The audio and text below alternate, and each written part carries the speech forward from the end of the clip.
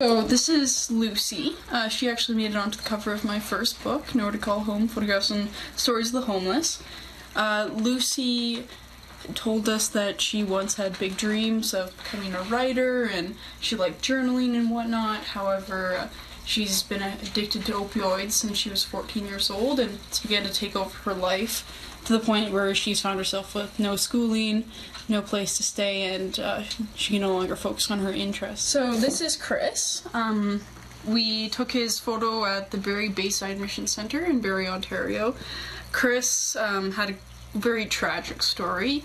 He told us how his little girl had been hit by a car, and his wife, unable to handle the grief, took her own life as well, leaving him alone, and he actually lost speech for a year and had to go through a lot of therapy in order to get out of that, and he ended up on the street.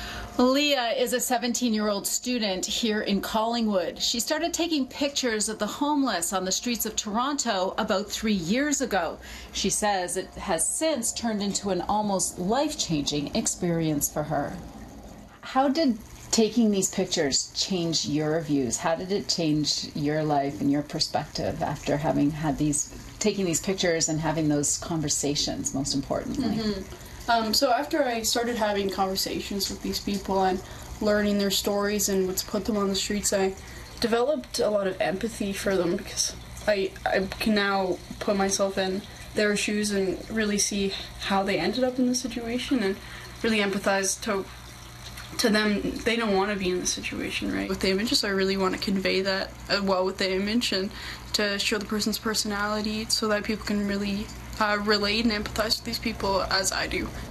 To humanize these individuals, because they're often seen as subhuman individuals, and we really want to change that.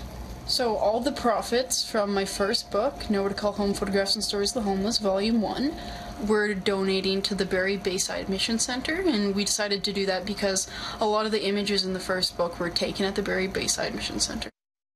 Leah's book is currently available for sale. If you would like to take a look at all of her images, you can go to our website, citynews.ca/extras. In Collingwood, Audra Brown.